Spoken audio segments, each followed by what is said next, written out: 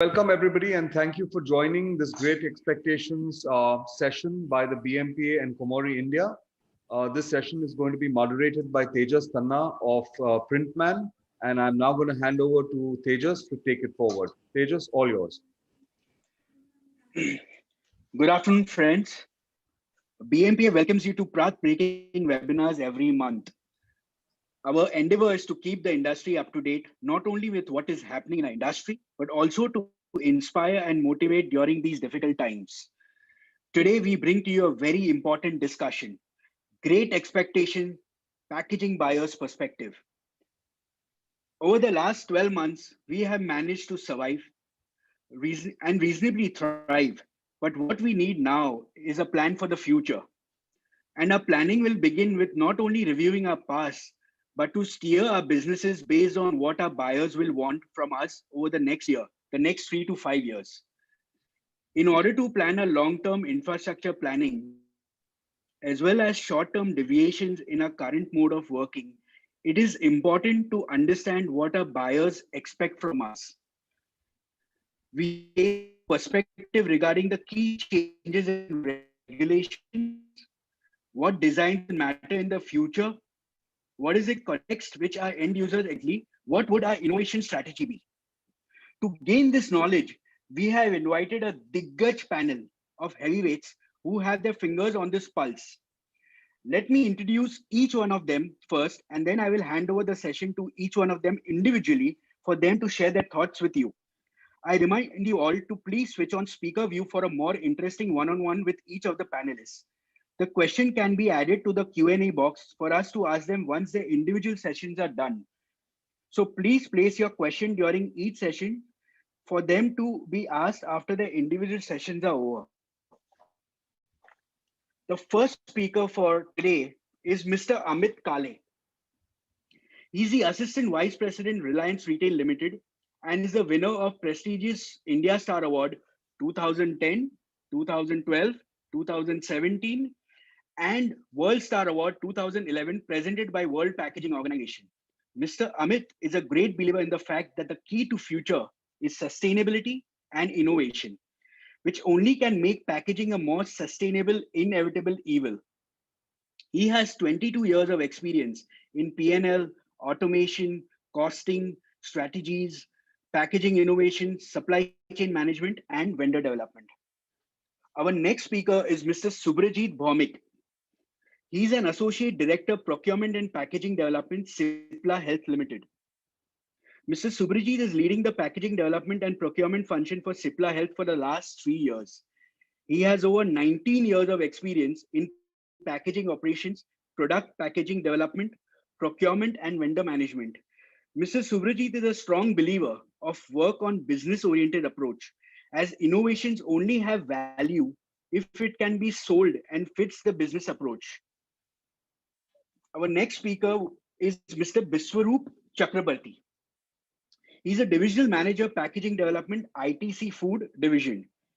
With an experience of more than 20 years in packaging development, procurement, and plastic molding, Biswaroop has worked across food and personal product, FMCG, as well as in lube, oil, and pet industry.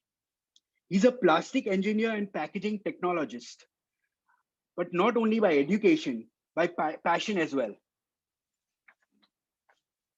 Our last speaker, but not the least, is Mr. Sangam Khanna. He's a Deputy Managing Director of Komori India. Mr. Sangam Khanna's main approach is to work solution-based, positive attitude, and to lead by example.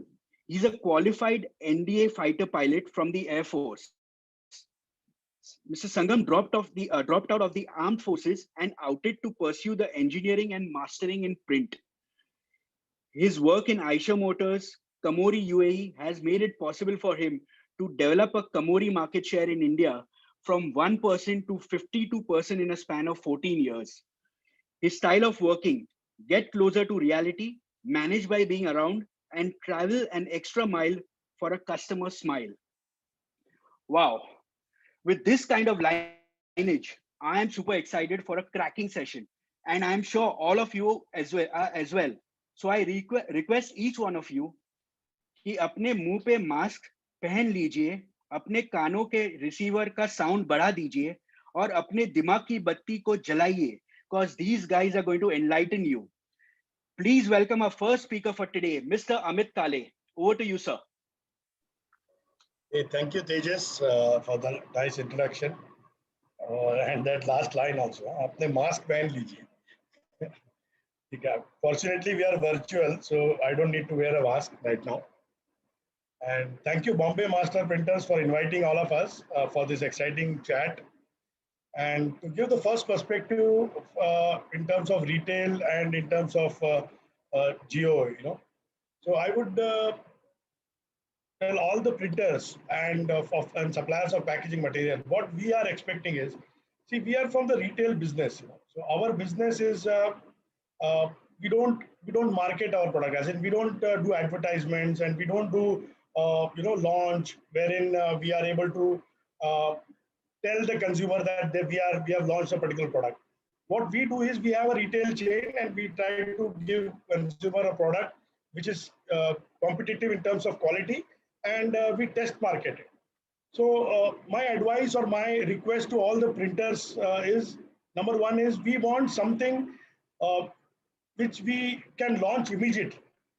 As in, as soon as from concept to shelf, the time taken from concept to shelf should be minimized.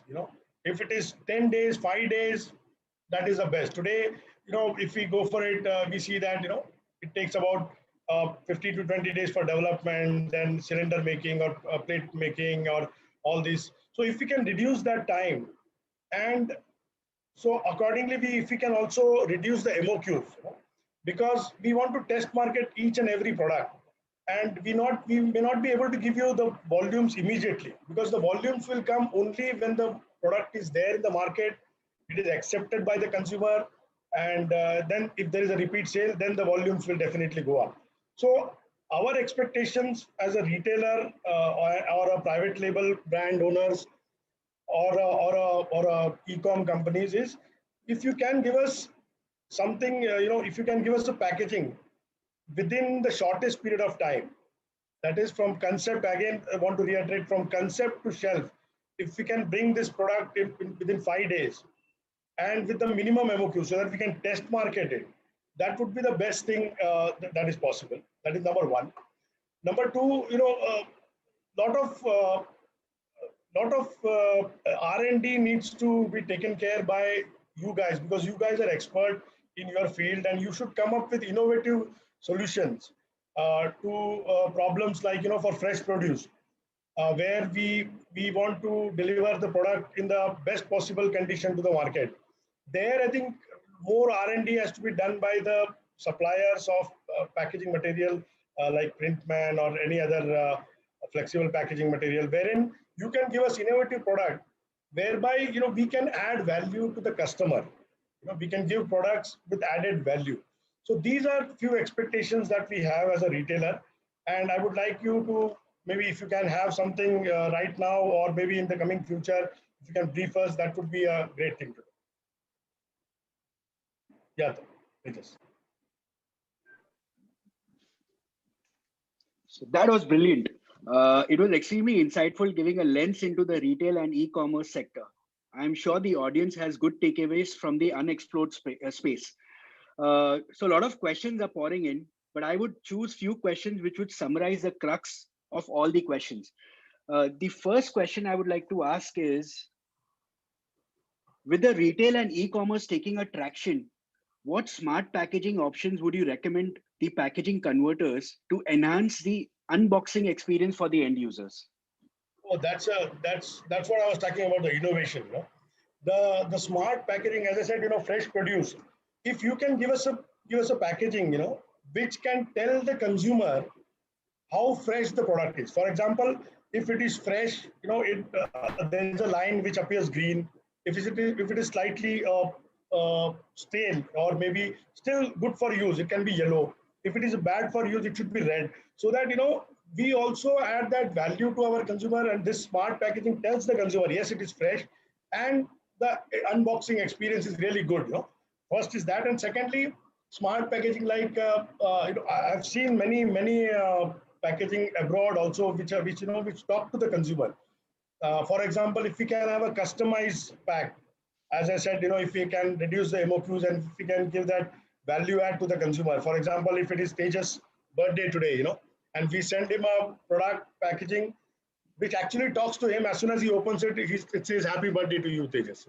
Something of that kind, which can also be cost effective, of course. So if you can give us something like this, which is with the trend, then it would help us definitely. Interesting. So my next question to you is, how important is packaging vendor proximity to the buyer's manufacturing location for your sector? I'm sorry, I didn't get your question. So my question is, how important is packaging vendor proximity to the buyer's manufacturing?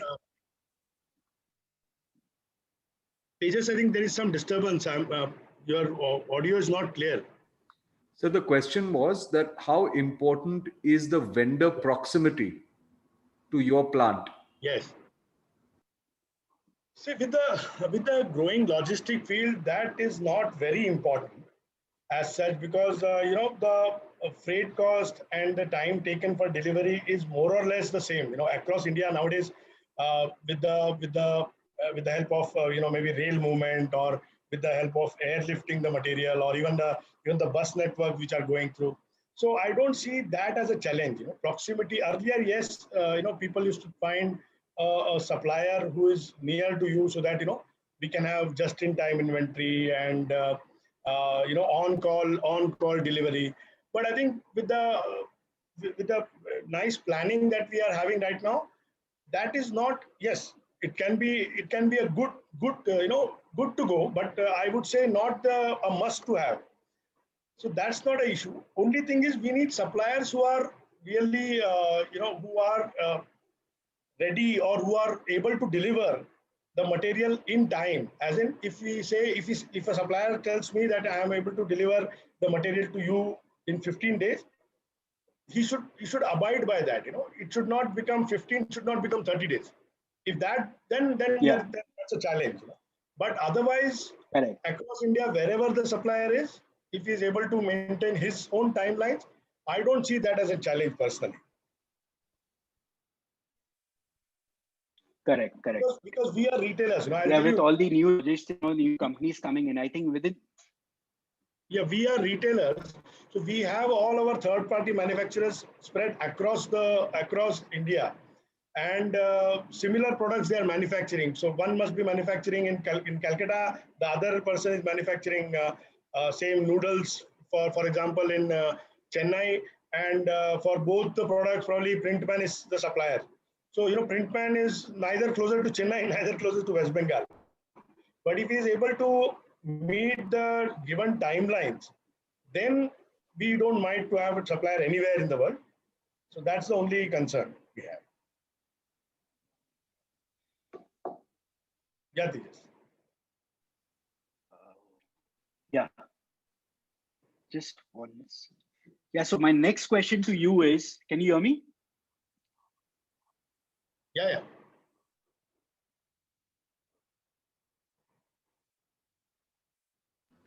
Yeah, go ahead, Tejas. We can hear you. Okay, I'll take that question. Mr. Kale, the question is, you said about the design. Do you expect the converter also to design the package, or do you have a specific design agency who does that?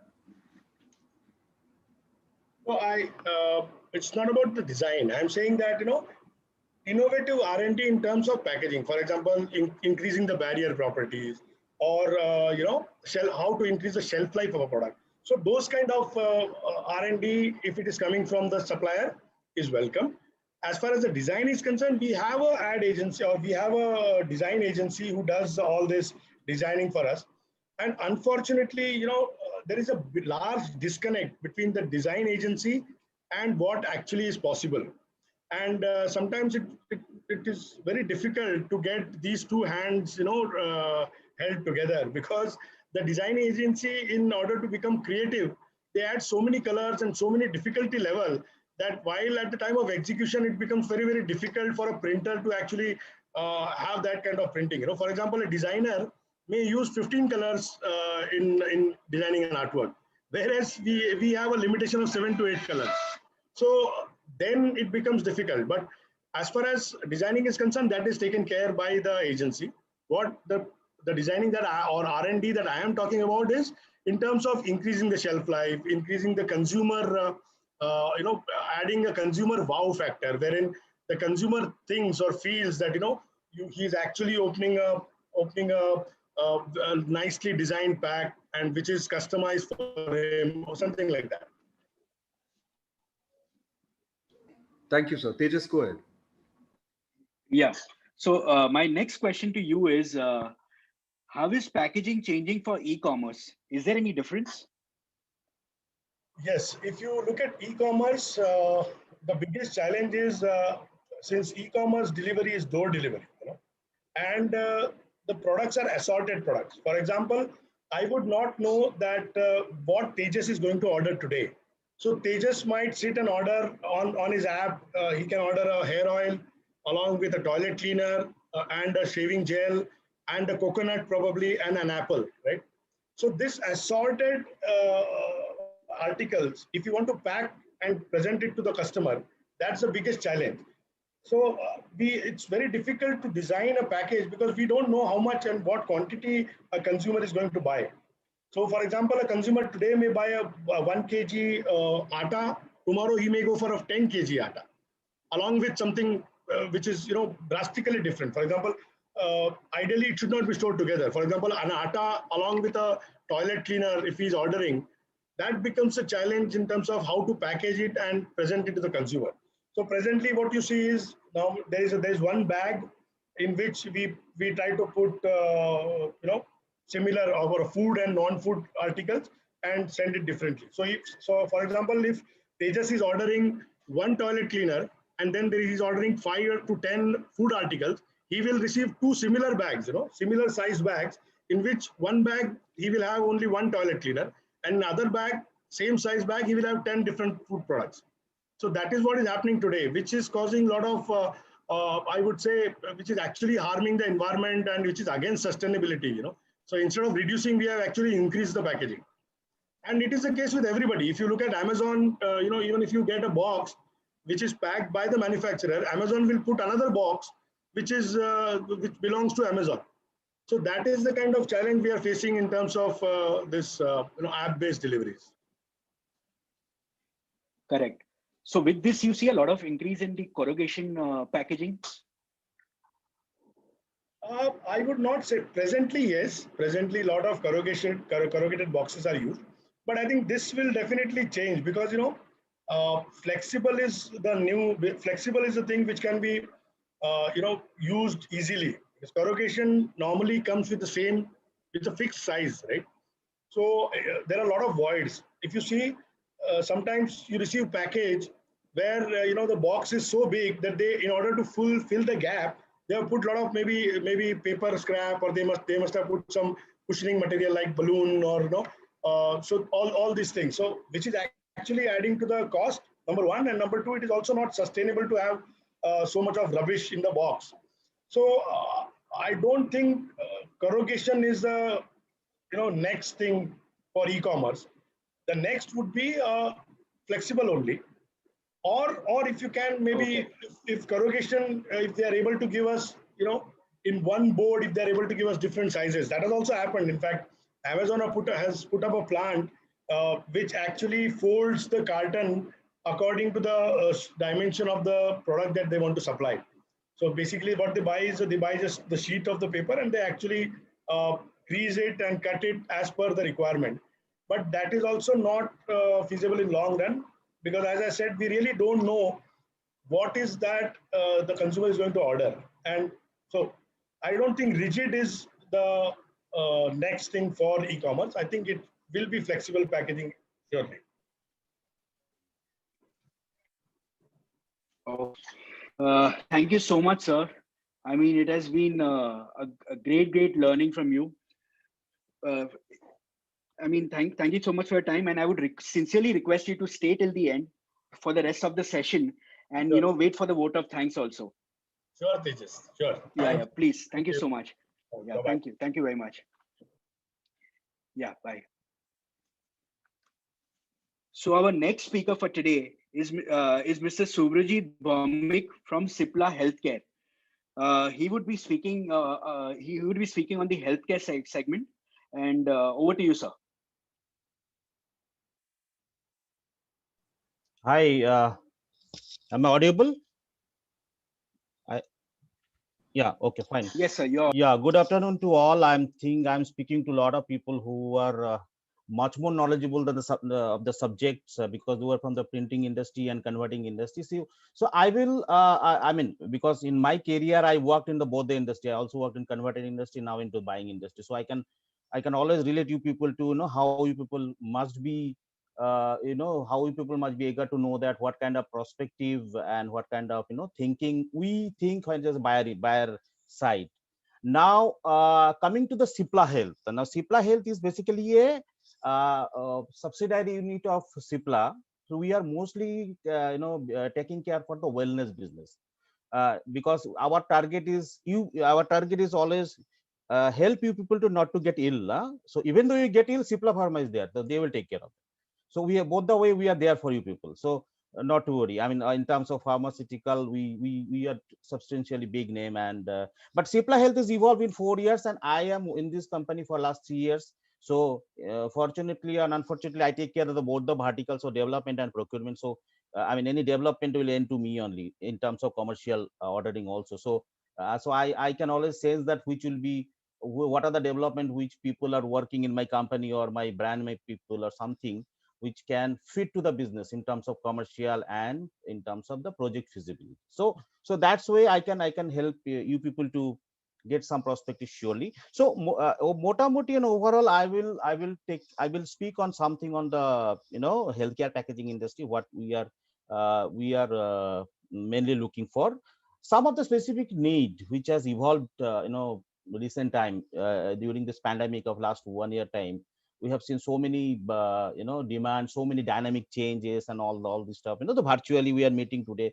So that is also, I think I'm doing the first time to addressing some people, because normally it is always into kind of in a room having some cocktail party to end with, but here possibly we will virtually celebrate. I mean, I'm seeing my old friend Vishnu for a long time, because we are a batchmate actually. So anyway, and some of the technology I'll touch, which is I feel as a very new, and which we also would like to explore. We are expecting that kind of technology should come from the converting industry, because our belief is that honestly we don't have that much of time to in the current scenario that we will think very differently or something out of the box. Yes, we try, but you people are specialized, so you people should come up, as Amit was saying, that our expectations from the converter is always come with the option which is ready to show, not like a concept, because the we are a very our industry in terms of packaging, and the demand from the brand or something changes very it changes very, I mean, quickly. Like today they will ask for something which is a very specific shape of carton or flip top. Tomorrow they will say no, by flip top the toot jata hai, no, we need to have something different or some sort of thing. So we need to have our expectation, at least my expectation to the all the printer and converter, think like what is, and sit on my table and think what would be my requirement, think of my brand manager, that what will fit to my business. Then you come up and you take care of my product portfolio and see what are the new thing you can give, but come up with a dummy and say everything, because we don't have time. So I mean because if we see that, then only we can realize, Are, yehi to chahiye tha, and you people are bringing to me, and then immediately the business will turn around to you in terms of specific product or specific innovations. And COVID learning, I will tell you something about COVID learning, because I work for the packaging industry from last 19-20 years, but believe me, last one was magnificent. I mean, because the healthcare business actually we are doing good. COVID was a blessing for us, unfortunately, but and that is how our business has turned around to Cipla Health was a very small, and now we are a 400 crore turnover business. So you can understand that from 100 crore to 400 crore journey is only helped us for all the hand sanitizer, soap, hand wash, whatever we launch, and that So that time we realized that how we in fact a lot of vendor who helped us, that I will like to thanks through this media and through these discussions also, that because I have seen a lot of vendor are so improvised and so they are so ready to adopt that changes, and that was help us to get all the material in time, all the changeover. So I will also touch upon that in this discussion. So I mean, see, basically in healthcare, if I come to, if I share you very uh, technically and categorically, healthcare and pharma industry,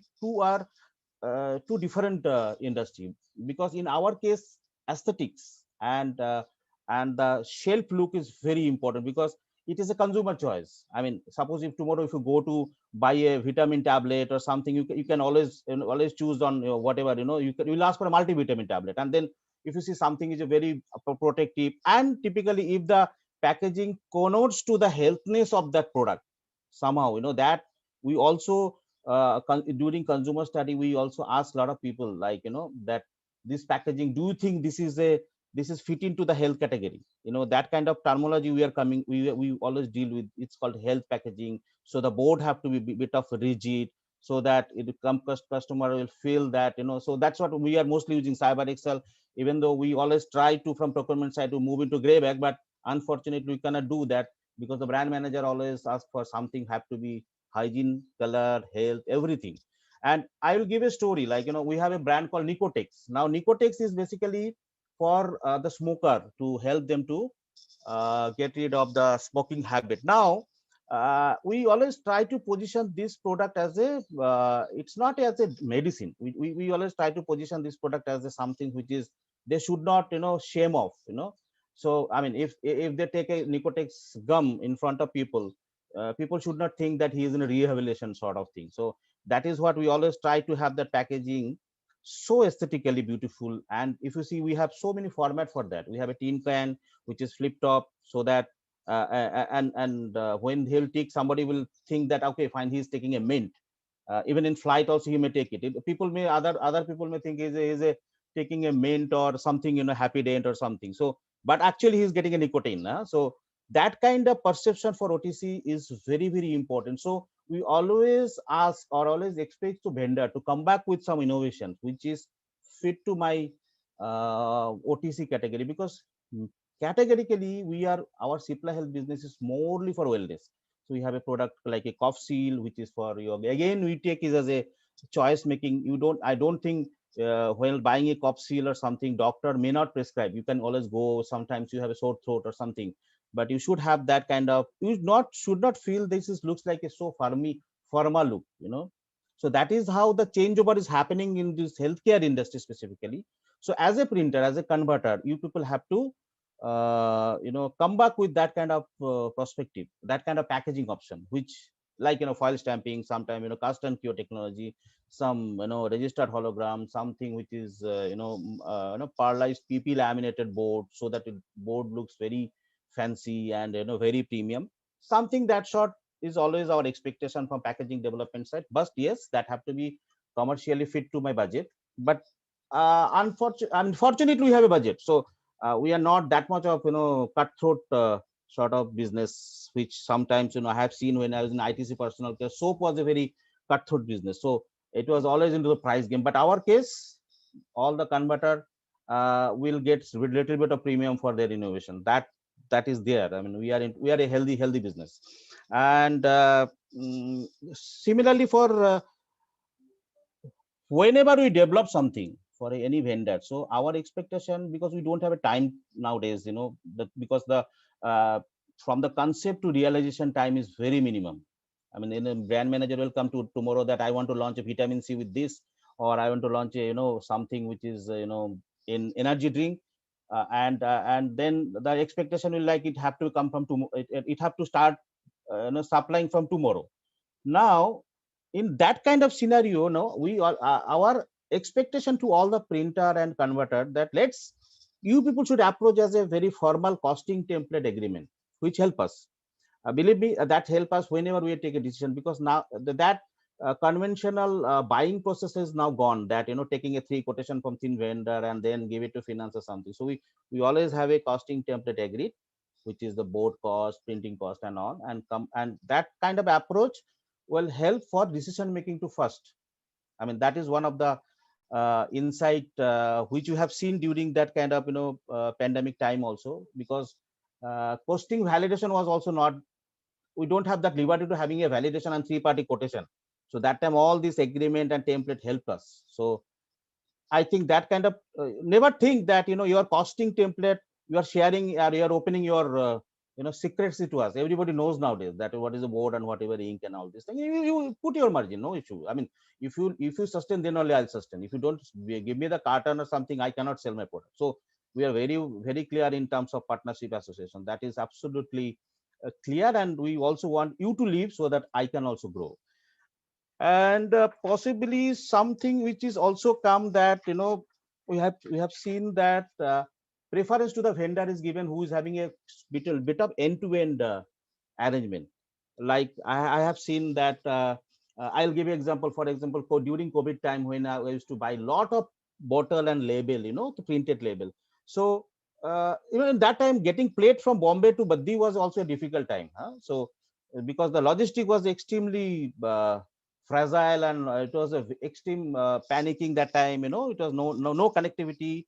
So selectively we choose to the vendor who has a plate making in their factory, who has a offline die punching machines, so that we can quickly get some quantity to cater into market, and in parallel that online die will reach, so that the volume, once the volume will pick up, then it will take to that kind of volume run.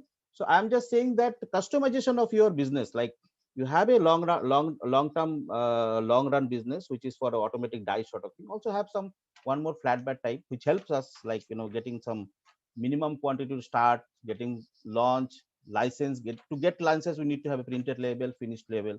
So that is also a bit learning for us, and I think we are preferring to select that kind of vendor who has a bit of end-to-end arrangement, and also towards that end-to-end arrangement and sort of thing, and small MOQ to start with.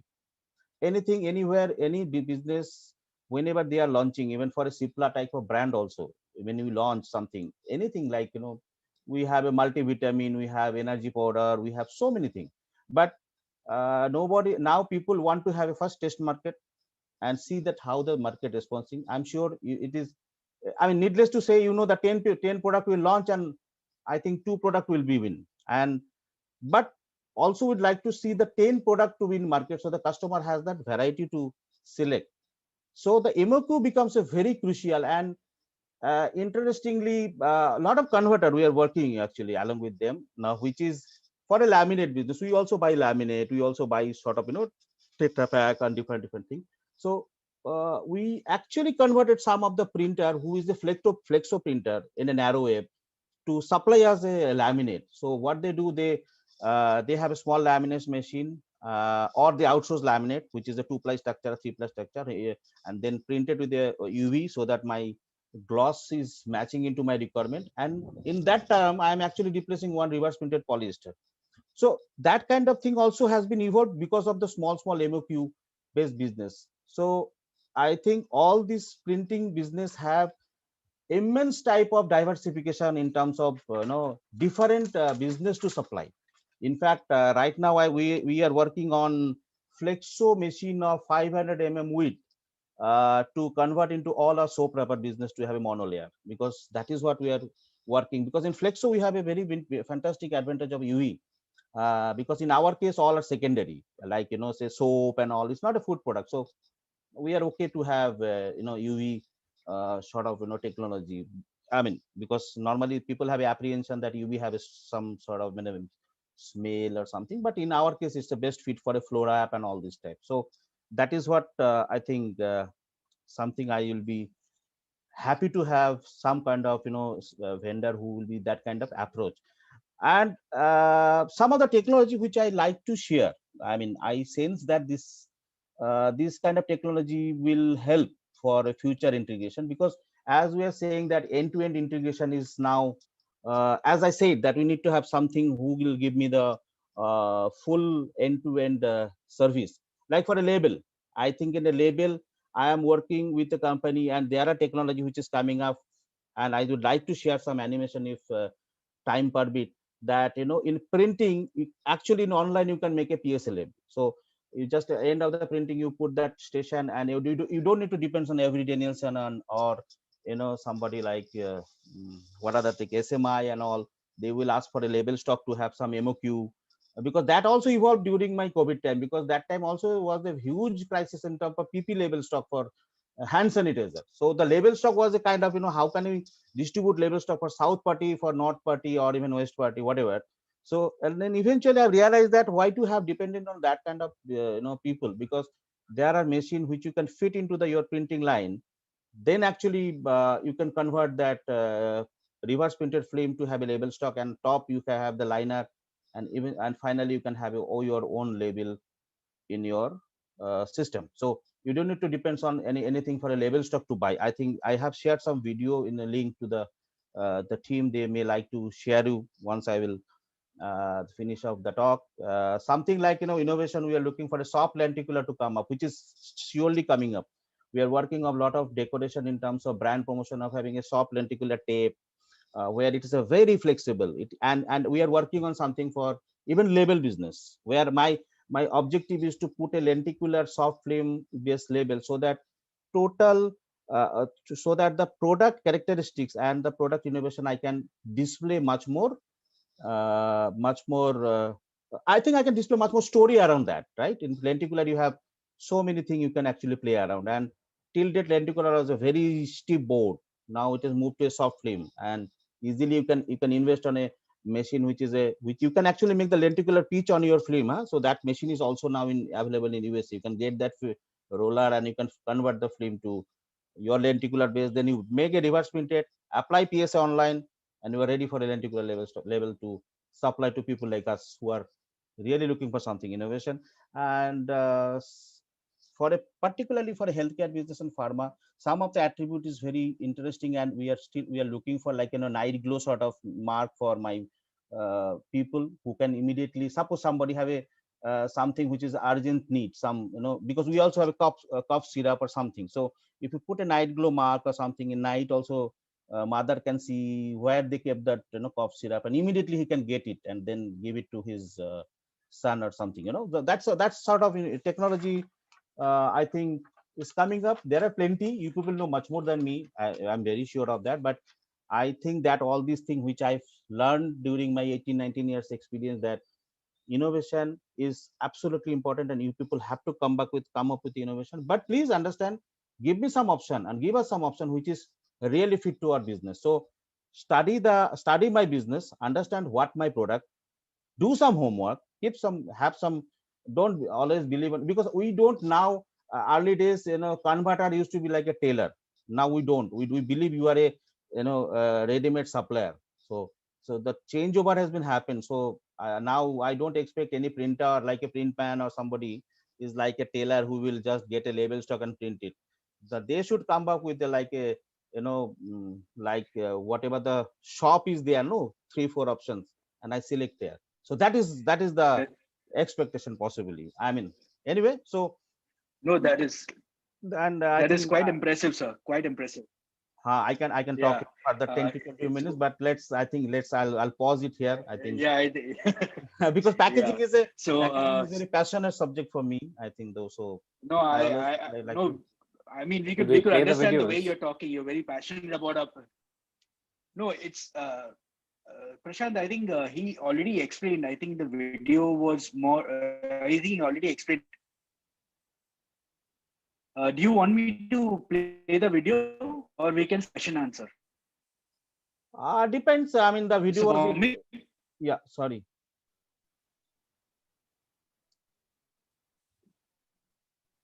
yeah. I think I'm not able to hear him. So what Mr. Subramanian is I think we've lost Tejas. I okay. think yeah. We have a No, question. I'm back. Yeah. I'm back. I guess I'm back. Yeah. So what Mr. Subradit was trying to say, I think again, I think we lost Tejas. Tejas, I think you are mute, I guess. Yeah, can you hear me now? Yeah, yeah. I think, Uh, so what Mr. Subradit was trying to highlight is that the pharma sector is no more just the pharma, but the entire healthcare sector. So we need to broaden our horizons. Also, your spin-offs with automations to speed up the processes was spot on. So correct. lot many questions have come up. So we'll start with the questions Yeah, now. yeah, yeah. Okay. Yeah. Yeah. So the first question is, with the menace of spurious drugs increasing year on year, but the healthcare segment too getting competitive, what are the security features you would recommend which are cost effective? Yeah, yes, fine. I mean, security option is very, very important for us. I mean, we don't want to have any spurious product or something. Yes, we are also working on some of the brand. For example, Nicotex, which is the established brand, and we are working on some of the anti-counter measurement, which is kind of holographic, registered holographic sort of sticker inbuilt during printing. Then we have some sort of different color technology which UV color can sense it. So this spurious, see, I tell you how I am looking at that counterfeiting is extremely crucial for pharmaceutical, where the counterfeiting option which vendor is suggesting, that needs some type of machine to detect or something. For us, during on the shelf, mark, the buyer have to understand, okay, fine, this is a Cipla Health product. So we may not require something which is a very high level of technology, where people will check that through that camera or some sort of software, and then it will give that kind of input to him that okay, fine, this is authentic. But I will be preferring to have something into the printing design or decoration, where in the shelf customer can understand this is a pure product. Great. Uh, so what is your opinion on differential standard of packaging for an export versus locally sold product, especially in something like pharma or food? Shouldn't our packaging standards comply with the first world? See, I mean, for a local market, we go to the, I mean, see, for export, definitely for a pharmaceutical. See, please understand, we are not a pharma company. We don't follow all this, FDA and all this kind of an activity which Cipla Pharma is doing. So we also export, but our product is mostly positioning into OTC category. So we don't have that much of stringent sort of an exercise for supplying some to the US or Europe or something. But for local market, in the Indian market versus if I supply to somebody into outside, we take care of the functionality need and the product and packaging need, not something for the rules regulation driven. And then I need something that some term called as CIPLA, that this it need to have that much of that kind of approval or braille, all this stuff, which is not fit to my business, honestly. I mean, because that is what I mean, our business is we go to the necessity, not to the maximum possibility, because maximum possibility can be endless. We can go to the anything. We can have Hmm. we can select a vendor who is having a 5-star type of facility, then my cost will be also have to fit, right? So it can afford to the pharma company, because if that something doctor prescribe, you don't have any option, you have to buy that. But in our case, we are competitive into market. Even my energy drink will be sitting next to Vishnu's drink. So how can I sell it? I have to sell it through my health. I mean, with the competitiveness, right? No, no, but what I was trying to ask, not as far as the Cipla Health or Cipla Pharma perspective, but Hmm. overall, because of the experience you have, Okay. there is always there's a distinguishing between a local product and an export product. There are different regulations which abide the two. Hmm. So don't you think there has to be a generalized common platform for any kind of packaging, whether it is for local market or it's for the export market? So that is the question which I was trying to ask you. Mm, like my like in local market they usually say ye chalta hai, cost Mhm. competitive, isko kam karo. But in export, there are certain regulations. Companies are ready to pay that extra buck for it. Don't you think it should be a generalized kind of No, packaging? I think then in that case, possibly we have to also look at that, buying power in US and buying power my rural. So because I can't have something which is very over engineered and over specified to fit into a generic packaging for all across export and local. Then I may not justice to my people who has a monthly earning or daily earning of 300 rupees bucks. They also need a vitamin tablet, right?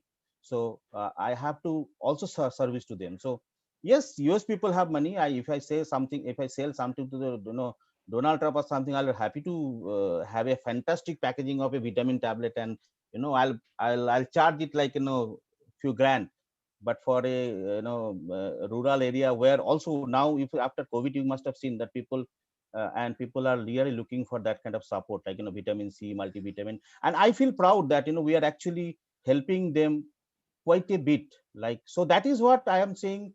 We can't, our cost target is always have very stringent kind of benchmark. We have to look that they can also buy, and also CPLAT, and also to maintain the product quality, maintain the marketing, even maintain the people like me. There are a lot of cost also involved, right? So we have to mix and match. True. So I think this cannot be generic. I don't think export will be a fantastic packaging, huge cost. I can load the cost to the product there, but in domestic, no. So there is a possibility that whatever we are exporting, it could be over-engineered. Could Yes, be. could be. Yeah, obviously. But Yeah. I'm not the guy to. I know. Obviously, for pharma, Yeah, you of have to course. ask for someone. So one last question has come up. What is your take about elimination of plastics in packaging? See, I don't think elimination of plastic is the option, honestly. I mean, we should look at how we can make a packaging which is a recyclable. That is what our focus should be. Like for that is what even we are working. Like I tell you, our jar, which is we are making as a plastic jar, the PET jar where we put that candy. We have a Copsil candy, which is menthol based. Then we have a blister. So the PET jar we are making, we are using 50% of PET, which is recycled. Now, because the PET getting recycled is a tough. It is not like other polymer where you can actually 30% use it, because once you make a PET bottle, because of the stage property, the PET IV, which is a critical important parameter for blowing, has reduced. So there are company in India, in Hyderabad or somebody, who buy that PET and convert it into the blowing grade again, because currently the PET jar and bottle, if I sell it as a scrap in fact, so then it will go to something which is a very low use, like making a road or something. But we are utilizing into our own value chain with the 50% using the recycled. So plastic, I am not very fond of banning, but yes, laminate, like laminate, which is a 3-ply structure and heterogeneous structure, that should go into the similar sort of poly structure or something, and that is how the flexo printing of 500 mm will work on. I'm very bullish on that market. So thank you so much, sir, for your time and valuable insights to our industry. We would request you to stick around till the end of the session and wait for the vote of thanks. Thank you so much. Thank you. Thank you. So now we get to our next speaker, Mr. Biswaroop Chakrabarty. He's from ITC Foods, and he'll be talking briefly about the food industry. Over to you, sir.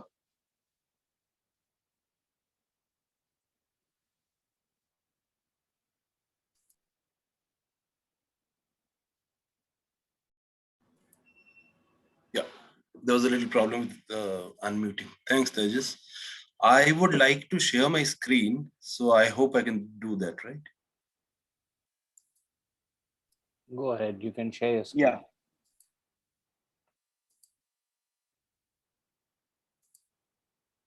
Just let me know if you can see my screen.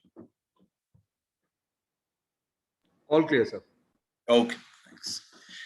Okay, first of all, at the outset, I'd like to thank Bombay Master Printers Association, Karomi, Tejas, and Mr. Fahim particularly for having me here. It's indeed a great pleasure to be among all of us. At last count, I think we were close to 100 people together. It is indeed a great pleasure.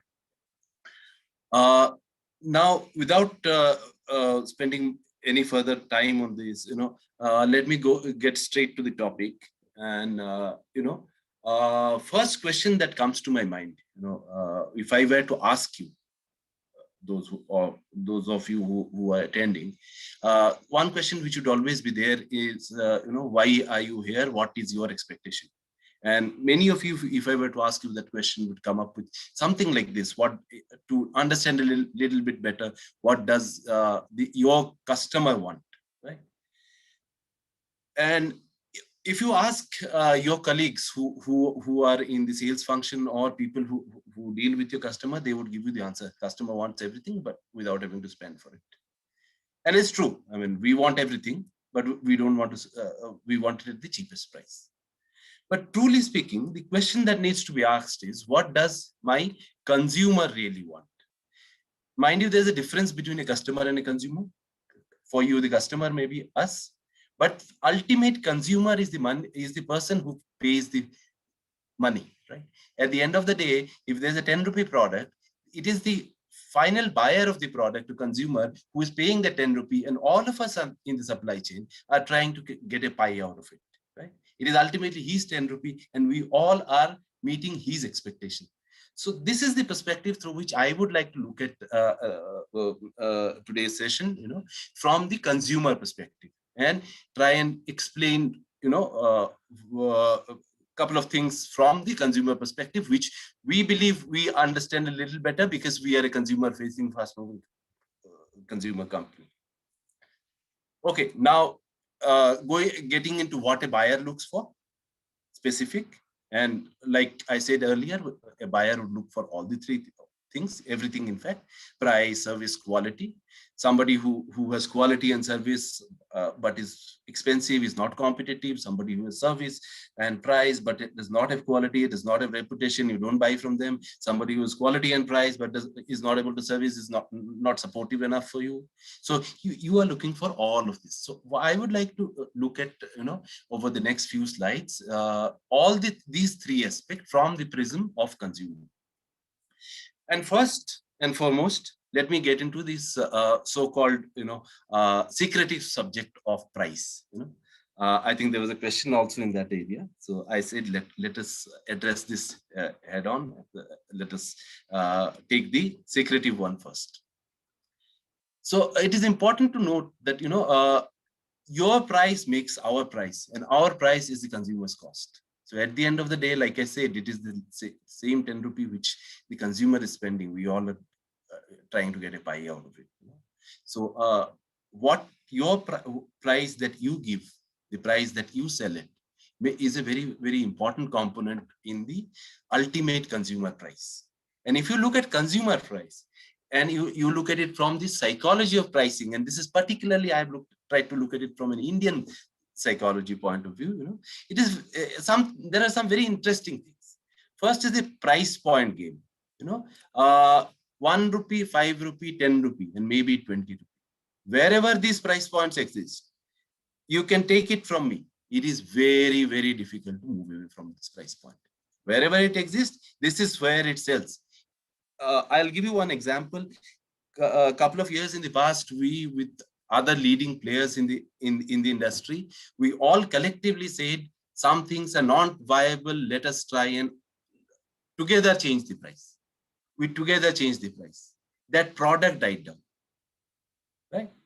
So there's something more to it. It is not about whether a 5 rupee consumer is able to pay 6 rupee or not. It is something more to it. We all thought that, when the digitization happened, digital economies started booming, price point coins did not matter, price points will change. But it did not change. There's something more to this whole thing. Why Indian consumers stick on to this price point. So wherever price points are there, you can do some other things to the extent possible. You can probably reduce a couple of grams from the product.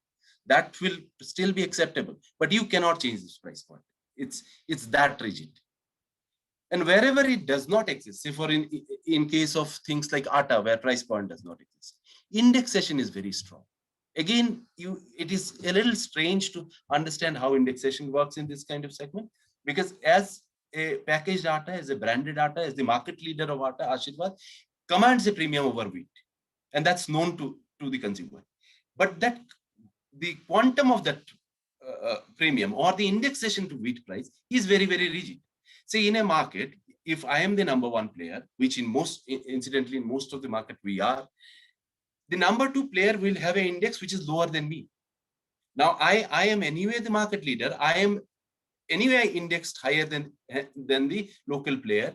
But still, if I try to change my price and change the index to wheat, then there is a huge backlash which happens. If wheat price goes up, you also move accordingly. There's no problem. It is accepted. Now, if you look at these two themes together, then probably the retailer somewhere comes in the picture. While consumer may be willing to pay 50 paisa more, it may not matter to every consumer. It does matter to some consumer for sure. But retailer is a businessman. He does these calculations. आपका पेटी इतने में आता है, Britannia का पेटी तो उतने में आता है, right? Those kind of things plays very importantly. And these are very tough realities of this market, which you have to. These are the rules through which you have to play the game. Now, given this context, where prices are, more or less constant, there is indexation. If the raw material increases, then your price increases. If it is a price point led game, it is a price point, right? Where prices are more or less constant, and where your price, our print partner's price, our packaging partner's price is a very important component of what price the consumer pays. Let me try and look at how these two are connected. And like, I said, this is the very secretive part of the whole thing. People are not very open about it, but I thought, let me, like somebody, I think Bhumik said, cost sheets of printers are known to us. So I thought, let us begin from ourselves, and let me open this up to some extent, to the extent that I can. So this is a very common price point kind of product.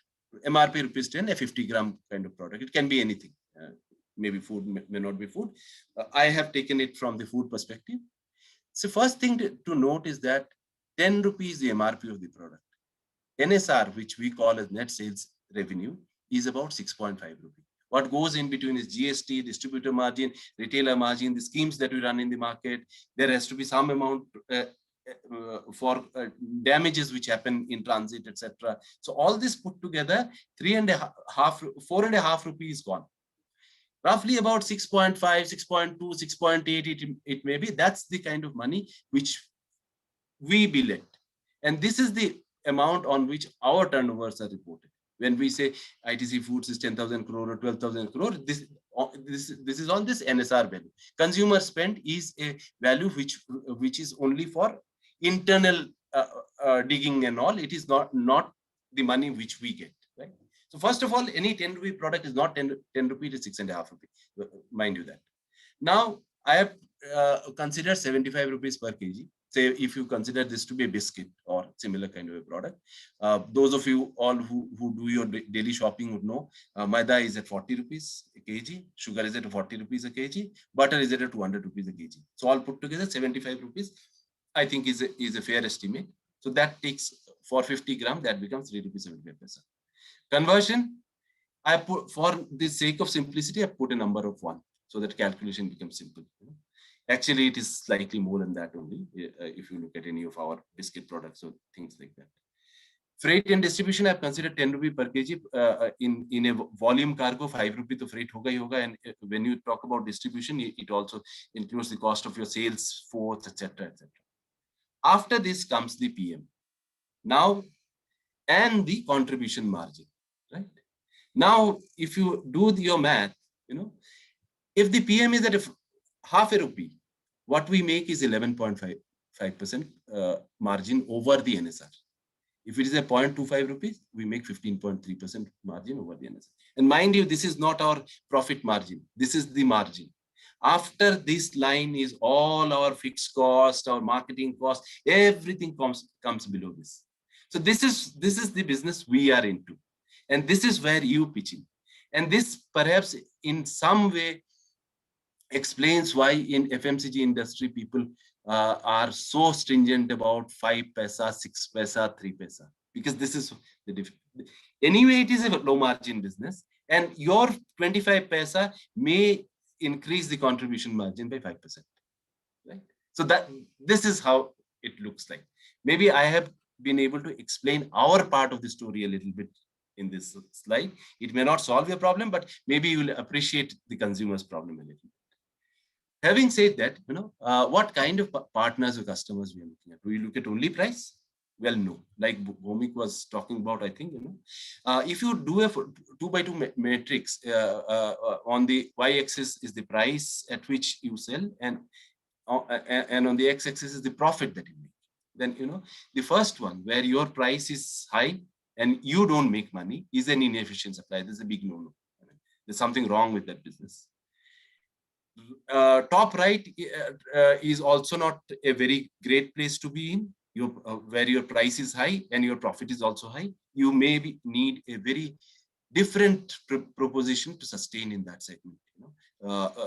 You need to be industry leader in something else which nobody else can give to sustain it in that segment. Bottom left corner, these are the people who are who needs to be supported. They also don't make money. They are giving you a low price and they are also not making money. So this is not a very sustainable position. The best kind of supplier which we look for is where the tick is, where you make profit and your prices are low. Because because you make profit, you can invest in developments. You can invest in improving things. And with you, I also have, in times of need, I also have a negotiation power because you are making some money there, right? So this is the box where we look at suppliers. I think that's all I'll talk about price. Let me move to the next vector of quality. In quality, we should look at quality as a value. It is not meeting standard. Quality is not meeting standard. And I'll just try to explain what I mean by this. If you do a value curve analysis is something which we keep doing for our product. A value curve analysis, basically you on the x-axis, you plot the values that you think your product delivers, or different features which you think your product delivers. And on the y-axis, you plot your competitiveness with respect to competition, or how you rate it in a scale of 1:10 or things like that. So here, this is an example of a traditional airline versus a budget airline. So you plot these two curves. Now, the important thing after that is to plot the consumer's value curve on top of it. If you superimpose the consumer's value curve on top of it, you may find some very, very interesting things which will come out. Because some things, low fare, consumer may be interested in. Luxury, you may think they're not interested, but maybe once in a while when you travel in an airline, you may be looking at luxury. Or for a business traveler, anyway, it is a tight day, you do a morning, evening, you may be looking at luxury. So what the consumer values, when it is superimposed with your value curve, it gives you very interesting observations. And the ones which factor high in consumer's value curve are the factors on which quality needs to be controlled. Quality needs to be very, very strong. See, some observations which might come out is like, the consumer's value curve may be very different from your value curve and vice versa. And some of the value curve factors may be conscious and some may be subconscious for the consumer also. So let me explain these two a little bit more. Say, for example, if you're talking about a carton, if you look at standard, GSM is the first standard which will come everywhere. We all measure GSM, right? But GSM, what value does GSM have for the consumer? Does it really have any value? Maybe stiffness of the board has got. We are doing a pseudo measurement for stiffness through GSM, and we are controlling our quality parameters on GSM very strongly. But whereas that factor for consumer has very little value or no value at all, right? So it is very important to pinpoint what is the right value for the consumer, and on those factors be very strong about quality. Other factors are not that important. I mean, anything is not important if it is not important for the consumer, right? And the conscious and subconscious bit, if you may say that if you ask a consumer how important is the print effect on a carton, I'll be surprised if some consumers say it's very, very important. They'll say, oh, it doesn't matter. I mean, I'm anyway buying the product. How does it matter what it is printed? But you try this. You try giving misregistered cartons to the market on lot after lot. You try giving faded colors and see what happens to your sale. So these are subconscious values which a consumer has got. So the consumer will have, if you ask them to articulate, they'll not articulate it. But they perceive the quality of the product, the consistency of the product, the value of the product from the consistency of these factors. So it is important to note the conscious one as well as subconscious one. And these values are also not a constant. They are constantly changing. Value for consumer, value overall in this system is also constantly changing.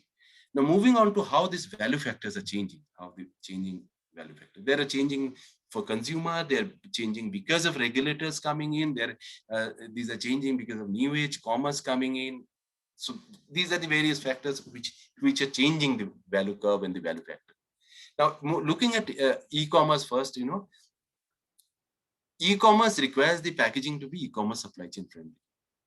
Because at the end of the day, e-commerce, the delivery system is very, very different. The product has to withstand that kind of a delivery system and be in a pristine form.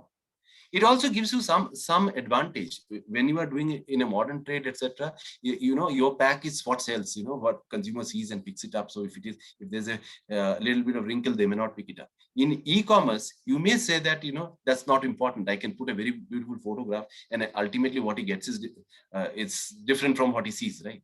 So that it gives you that bit of advantage, but there comes the expectation versus reality wala thing. If you consistently are not show something else and deliver something else, it will be difficult for you to sustain your position. Similarly, from the consumer point of view, consumers are increasingly becoming environmentally cautious. They're becoming more and more evolved consumer as a whole. And this, from a printing, paper printing, board printing perspective, also throws a lot of challenge as well as some opportunities, because paper is considered by the consumer as very environment friendly. Right?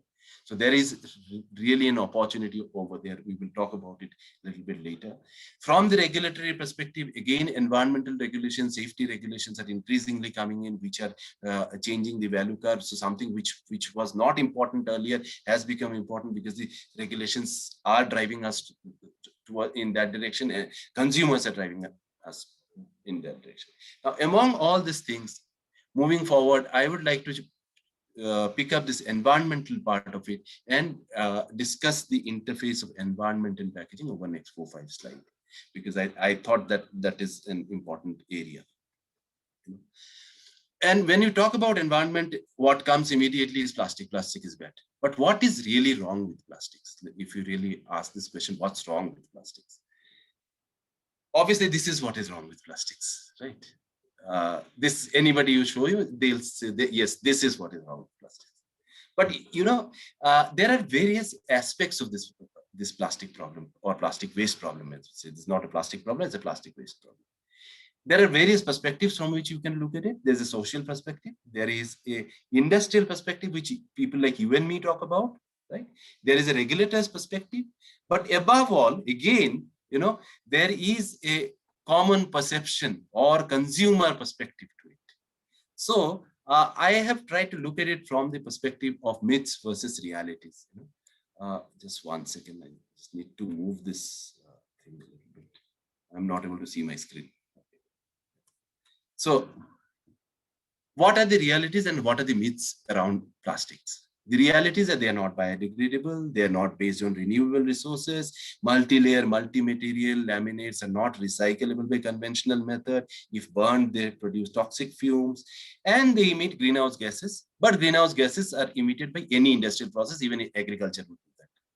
And what are the myths, which are in fact more dangerous for people like us and people like you also who are in the plastic industry? Myths that plastic itself is harmful. It is not very safe to use it for food packaging, thin plastics migrate to product, plastic which are not marked microwave safe contaminate product in the microwave, plastic on its own causes pollution of air and water. All non-plastic options are better, right?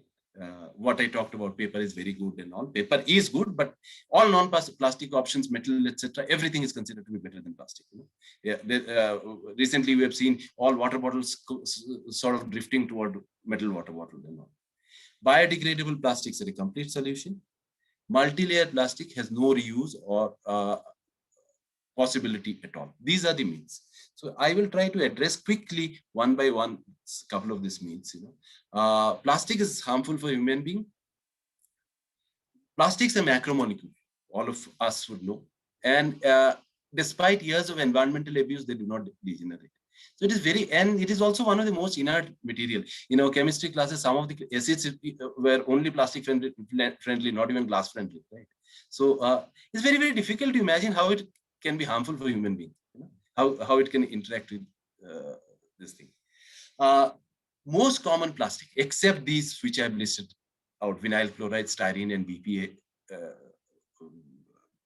wala plastics, are are considered safe for human consumption. Plastic is marked microwave safe or not safe based on the softening temperature, not because they migrate to the food. You don't want your bowl to be deformed in microwave. That's why it is said microwave safe and not safe. And plastic which are used in food packaging meets all global standards in terms of specific migration limit, as well as Indian standards. Right? So moving on to the next area, but there are certain realities. If dyes are used, they might migrate. If some of the additives might migrate, if polymerization do not happen properly, those free monomers might migrate. So these issues are always there. One second. Yeah. Second one is plastic pollutes on its own. Plastic pollutes air and water on its own. If plastic is food safe and it does not degenerate, how can it pollute? But again, there are issues. It is not that this is a myth that it pollutes on its own, but it clogs drain. It makes land barren. When burned, produce toxic fumes. So these are the realities. All non-plastic options are better. You have to do a product life cycle analysis to get to this. If you do a product life cycle analysis in which you look at multiple factors like global warming, water consumption, non-renewable energy uses, ecotoxicity, etc., you may be surprised to see that what you consider as very environment friendly is actually more harmful than plastic.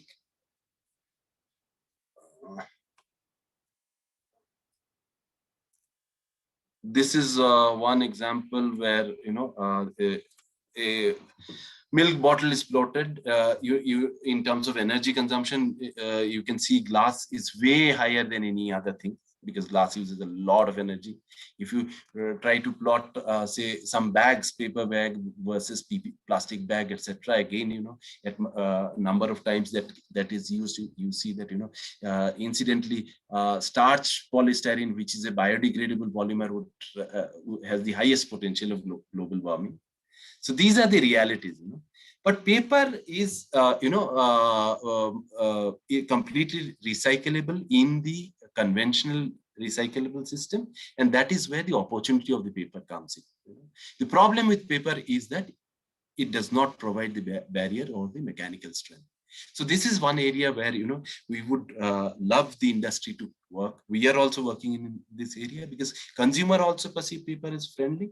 There is a very set ecosystem of paper recycling, which is already available. So it simply gets into that recycling stream. But the problem is with how do you make it machine runnable? How do you bring in some barrier? How do you bring in some sealability into it? So this is one interesting area in which we are working, and we would this is something which is of interest to many FMCG players in India and globally. The other one, biodegradable solutions, a complete solution. Again, like I said, biodegradable solution, most of them degrade only in compost.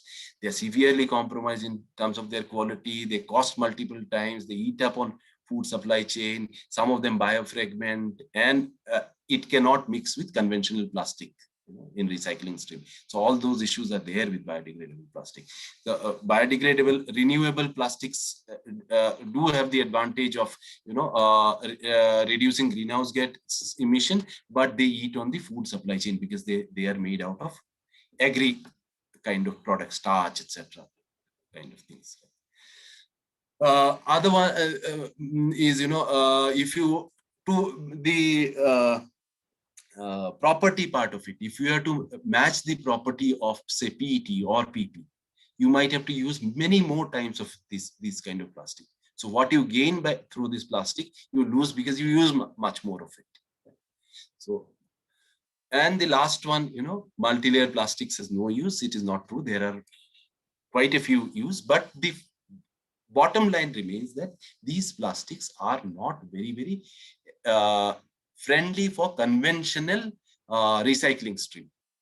It has to go to a different pyrolysis, gasification, road making, or cement industry, or something like that. But there are usages, but it is not very, very easy to do it. So what is the solution? Solution lies in reduce, reuse, recycle. Recycle, I would particularly emphasize on, because reduce and reuse has limitation at the end of the day, how much you can reduce and how many reuse you can do. But recycle is the one which probably has the future for us. Now coming on to this one subject, which even I did not have an answer till a couple of years back. How does monomaterial in multi-layer plastic help recycling? Yes, it does help recycling, but look at this picture again. Do you think if it is monomaterial, it will get into recycle stream? How does it matter? Will people look at the numbers, the small number that we print, and because it is monomaterial, it will go into recycle stream? I think it's very, very difficult. But suddenly one day I was discussing with somebody, and this thought suddenly came out. Imagine this whole thing. As a you don't have to do any segregation. If all your plastic wastes become one monomaterial, which is polyolefin, then the whole scenario starts changing. Because then from the household, you don't pick up one biscuit packet. At the end of the day, all put together, you may be having some 100 grams of plastic, right?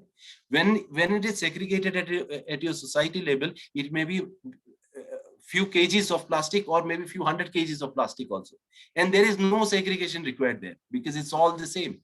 And it gets into the supply chain of recycling. That's where the advantage of monomaterial comes from.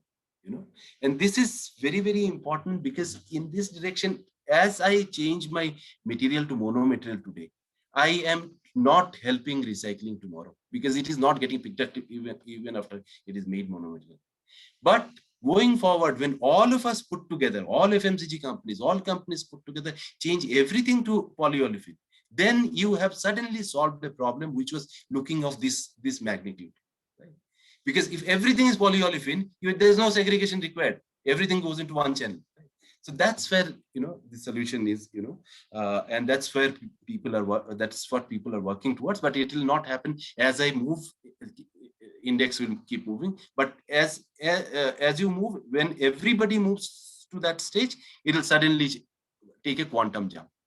And that's again something which people in the board printing industry also need to keep in mind, because when you composite, when you do lamination, etc., though these are out of the ambit of these laws today, but going forward, we do see that it does not get into paper recycling stream if you do a polyester lamination or a BOPP lamination on top, right?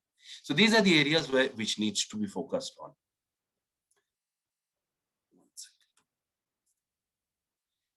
Coming to the last one, service. I have just 2 slides in this area because everybody has talked about this area. But here, for us, customer loyalty comes from exceeding expectation and not from meeting them. So if you meet customer expectation, you cannot hope to retain and grow your business. Yeah, he has paid 10 rupees for his product and has got his product, but you can't expect to grow from it. You have to exceed their expectation. And in a supply chain, you can exceed customer expectation only through the effort of the full supply chain.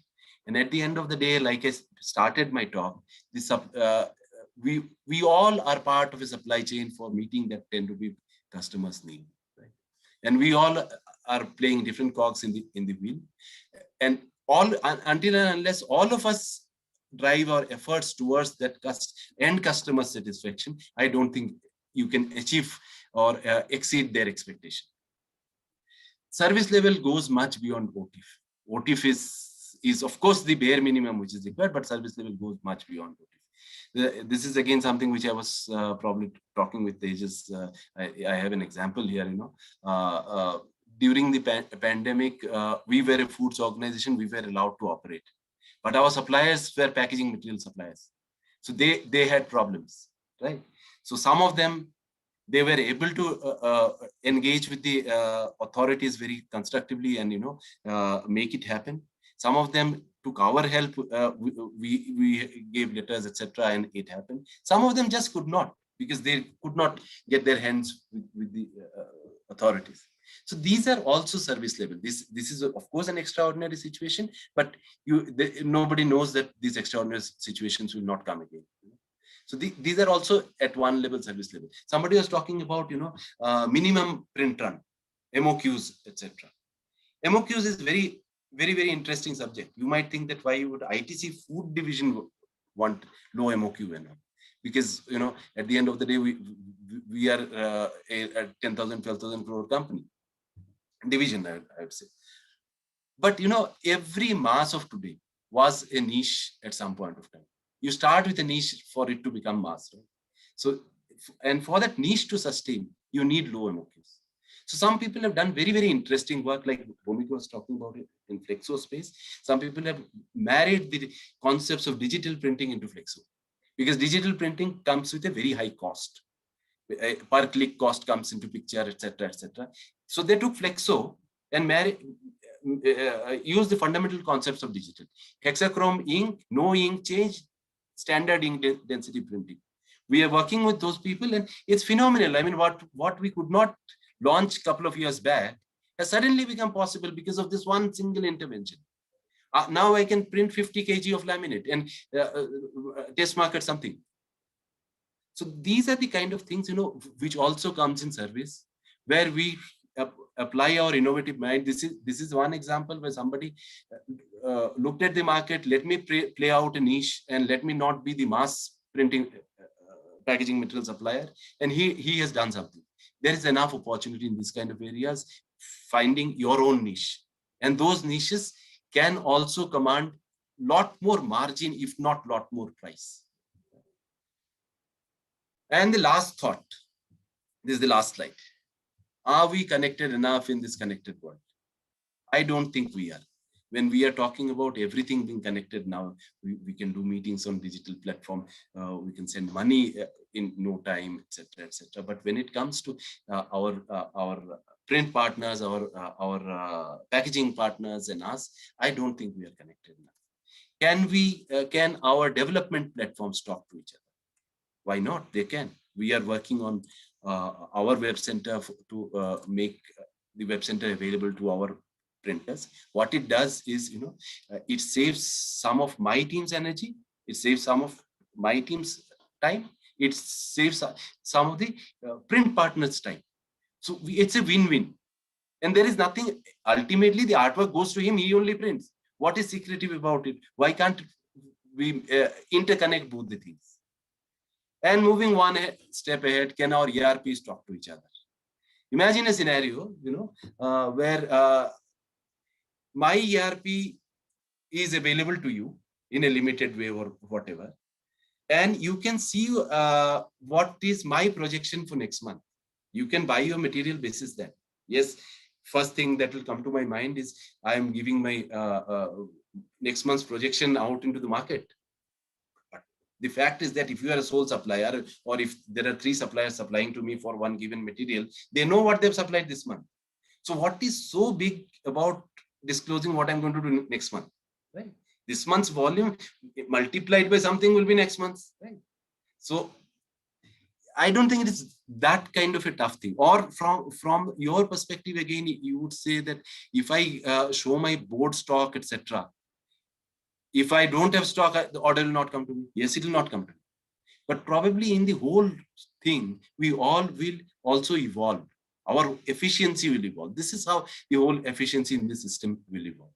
So this is the last thought with which I think I've exceeded my time. I would like to end my discussion. Thank you very much. So just one word thing, this is brilliant. This is wonderful what you've spoken about.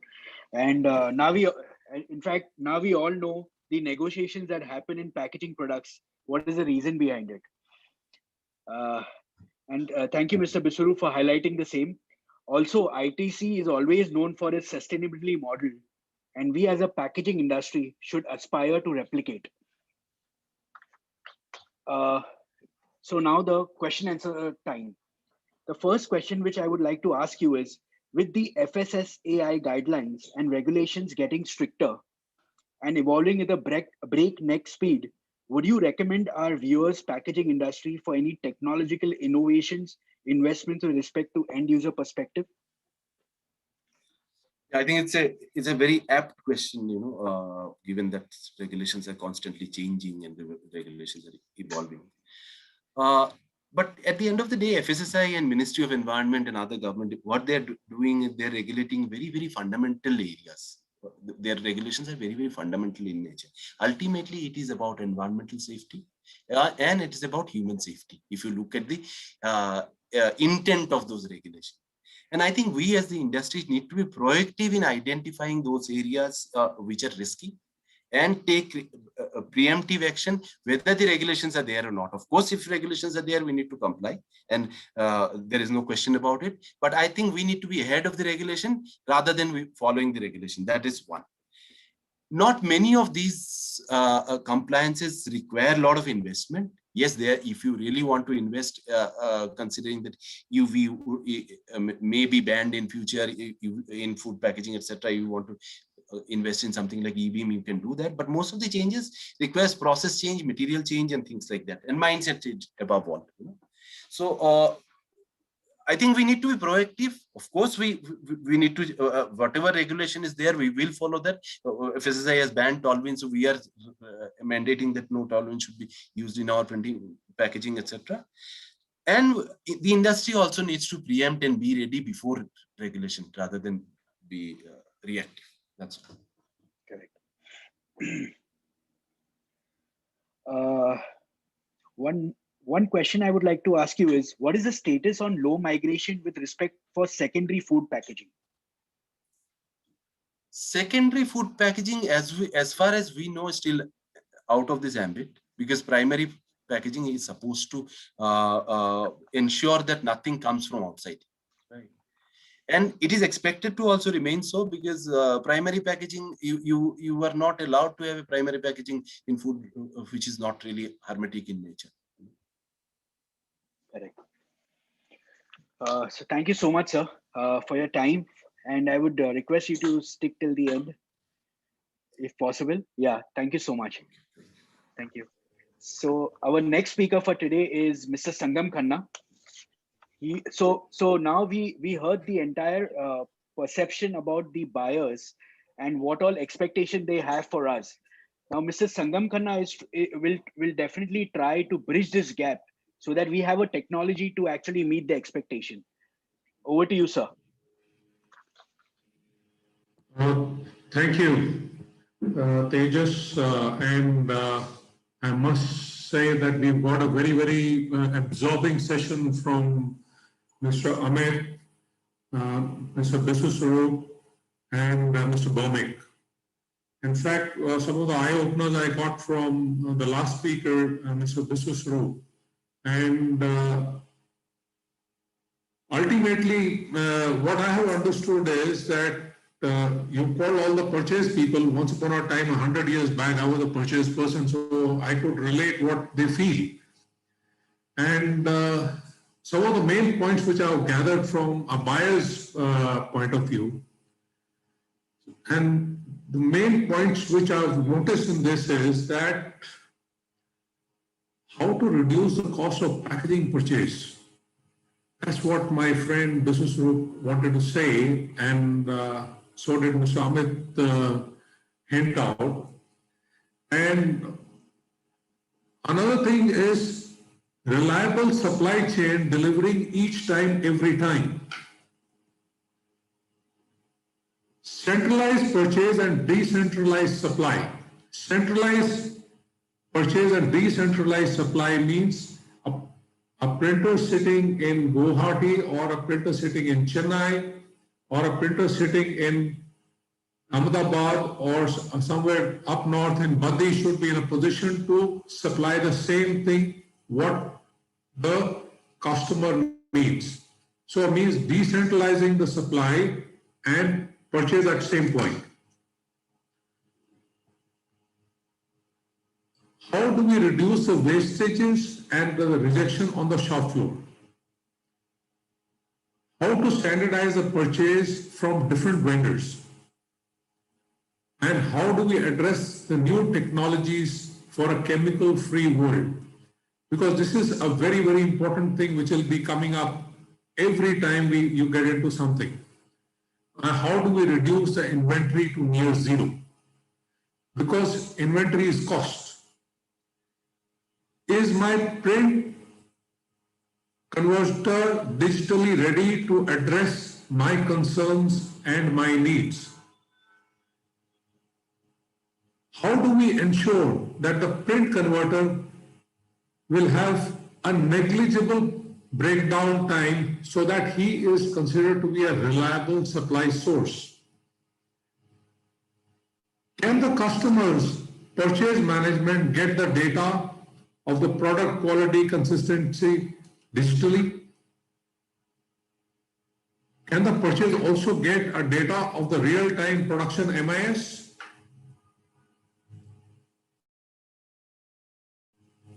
A unique packaging solution out of the box. Now, this is something which Mr. Bhaumik had touched upon. I will touch it up in my further presentation.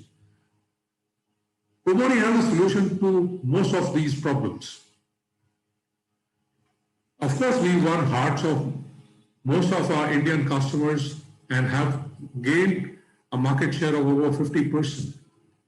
And Kumori, we believe that the fastest ROI using the Kumori advanced technologies. So to understand what is the cost, understanding the cost is an open book. Paper, which consists of 70 to 85% of the cost, inks, plates, chemicals, finishing, labor costs, transportation, infrastructure costs add up to 15 to 30% of the total cost. This is an open book. Nobody needs to do any rocket science in this. So understanding what can we do about it. So what are we playing on? We are playing on the 15 to 30% to optimize our conversion cost. Now, how do we optimize on the conversion cost? Cost of paper is a waste because the wastages which we generate is a cost to us. The cost of ink or the ink wasted, the plates, chemicals, finishing processes, manpower loss, loss of operations, these are cost to us. These are cost centers. So in any product which we see, there's a cost center and there's a profit center. So the cost centers we've identified, and I must acknowledge that Sydney Yoshida's example, the top executives know only 4% of the problems which go around. I'm not saying that may apply to you, but in most of the MSMEs, 4% of the problems are known to the executives, 9% are known to the team managers, 74% of the problems are known to the team leaders, and 100% of that is known to the staff. There is a loss of 30%, which is a communication gap, which will happen in any way. It's like a Chinese whisper.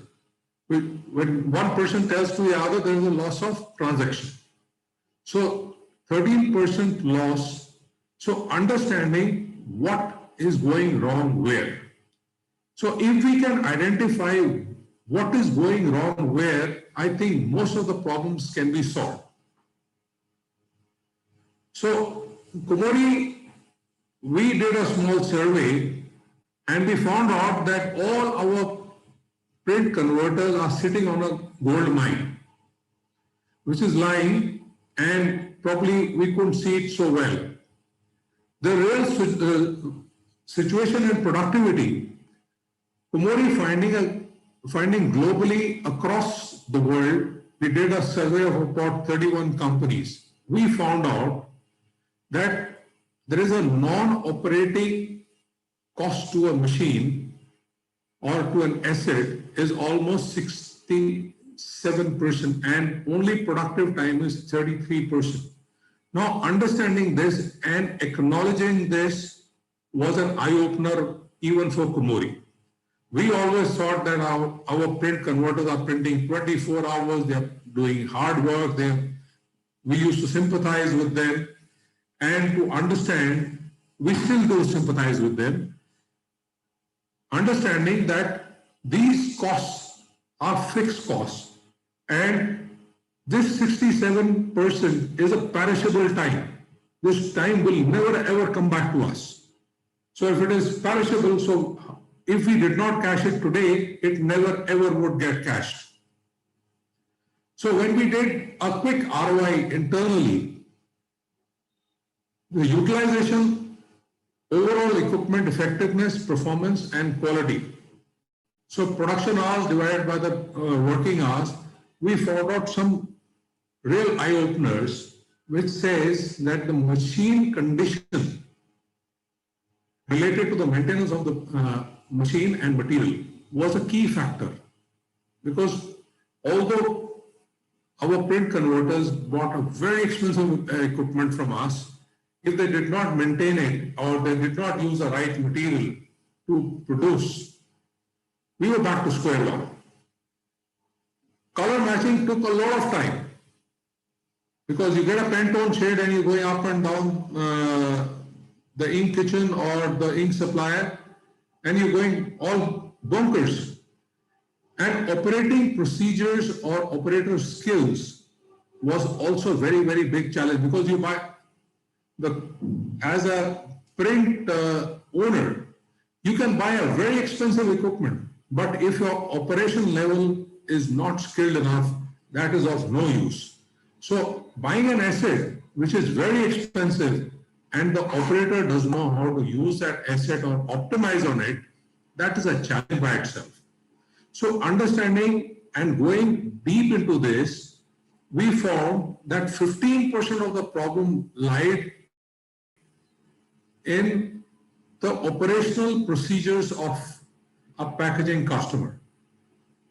And 30% of this time loss went in color matching. And 52% of this, which is the larger chunk of it, is on the machine condition or the maintenance. So if we could arrest these three basic verticals, I think most of the battle we could win. Now, how can we do this? It is not easy to just think about it. Yes, we at Kumori can help you arrive to this. So acknowledging the waste is very, very important. We at Kumori noticed the main reasons of loss being downtime, because if you did not maintain your press, you have a higher downtime. And of course, then there is a paper loss. When you have a paper loss, you also have an ink loss, you have a chemical loss, and of course, a process loss. These are factors which are controllable and very much within our own hands. And of course, if you have a skill level of operations, most of these things can be taken care of. Now, understanding the new currency globally is the data and the analysis. So, understanding what is the big data and quick analysis. The big data will give us a real-time solution. So, Kumori, maybe 5 years back, we started developing the KP Connect Pro for smart factories. So this data can go from the printing company to the cloud and get processed from the Komori server and be given back to you in real time. When we say that you can get the data without information, but you cannot have information without data. So understanding this is very, very critical for us for an analytical way forward. So operations data collected by the connector uploads to the cloud, and we can configure the entire press room. That would include your pre-press, your digital press, your printing press, your die cutting, you name it, and we can club this and give you a real-time MIS. A real-time MIS is where nobody need to touch anything on this. So if we see a KP Connect Pro is a very smart way of working, and it generates a smart report.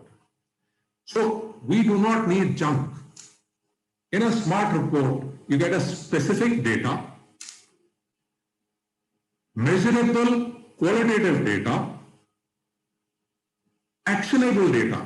Because today you can get a data, but how do you analyze that? How do you put it to action?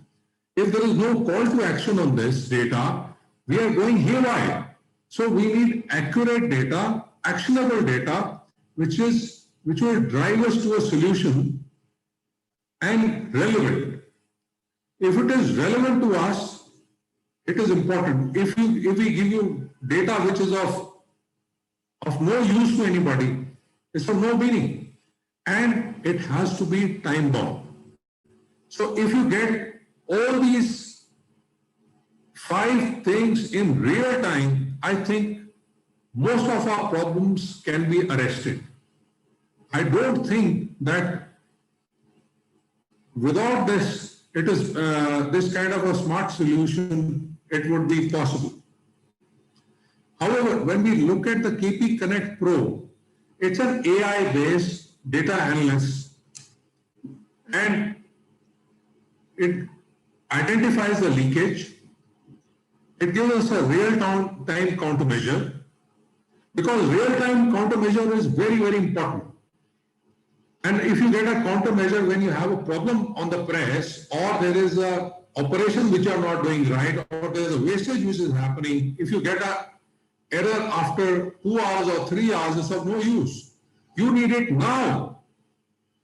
So from waiting for something and to taking it now is the way to move forward. And by using this, you can do an optimum press scheduling. So if you are using certain colors for a customer, you can also optimize this, understanding the real-time solution. Of course, you can do your sales scheduling in this. You can commit to your customers better. Customer feedback mechanisms you can take, and real-time update linked to your ERP. So you can link this to your ERP, which will tell you everything, and it will send an alert to all the concerned people through an email. And you can also program this to give an alert to the press manager, the owner, or even to your customers. Like Mr. Biswarup just said, how can we link the 2 ERPs? Yes, you can. It's very much possible today. So inventory control is very, very important, which we can pick up from your ERP. It will tell you that, look here, you're doing this job, and you don't have paper for this, please order. Or you need this kind of a Pantone shade, please do. And it will give you a press breakdown assistance. Means if you cannot understand something, it's got on an AI and tell you which cover you left open, and you can shut it down so that it gets into action, because with sophisticated equipment, you need an assistance. And it will also tell you that, Mr. Customer, Mr. Print Converter, you did not maintain your press. I'm giving you a warning today. Please call up Komori and get a preventive check done. It's time for you to get a maintenance done.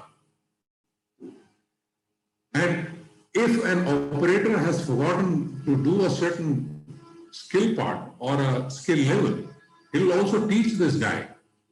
He can go into the log and push the button to check what operation he missed out. A small video will play up to show that yes, he could do it. So understanding this, green certification we got in 2010. Now, green certification is in most countries that time was still a fashion, but we realized that about 11 years back that this is the way forward. And most organizations in India would just laugh at us when we said, well, okay, we're going to give you a green press. He said, okay, you leave the green part of it. Let's talk about something else. Let's talk about the cost of the equipment. So when we started saying green, people probably used to make fun of me. And today, most large organizations and even the MSMEs respect the green certifications by which we can look for a healthier environment. Pollution control has become very, very important for us, for all of us today, especially in larger metros. And energy saving is very, very critical because energy is money, because it's going directly from my balance sheet. So if we can save 20 to 40% of the energy cost, why not? And of course, safety has always been a key for everybody. So smart inventory only is what needed is just print that. Don't print everything. Don't block your space. Today, most organizations today need to buy and keep what they need. They don't need to buy what they don't need. So blocking space in your factory is also a pain for most purchase people or even for print converters. So product color, design change, marketing changing boxes, colors or cartoon colors at very short notice is also a headache for everybody. So chances of wastage are very high because if you printed something, what do you do with it? You can't throw it, you can't bill it, then you keep going up and down. Okay, we'll try and see how we can cover you. So reduce wastage in factory is very, very important. So most important in this, coming out from this as businessmen, we must understand that liquidity is very important. So the smaller you print, the shorter the quantity you give to your customer, the happier he is, the happier you are. Of course, there will be places where they will say, no, reduce the cost, print more. Those conditions are very different. Because when I was listening to all the three panelists before me, all of them said, we are looking for short run. We need very short run. So when you need a very short run, this is a solution. So from a print converter's point of view, it is very important for us to understand short run or very short run is real today. So we can print small or very small runs at short notices. We would make you capable of doing it, working on smart inventory. So if you standardize your paper sizes and paper grammages, I think you can standardize most of your work and get on to just printing what you need. And of course, maintain the desired stocks which you need. You need not do everything in one go and reprinting the same job each time, every time, same results is the way to go forward. And of course, it will always give you a better liquidity in your pocket. You need not be giving a bill to your customer who will say, okay, I'll pay you once I've finished this product. So Komori Solutions is using the smart color solution. We understand that Komori's ultimate answer to standardization is through Pantone shades, because when we use a 7-color combination, almost 90% of the colors can be matched.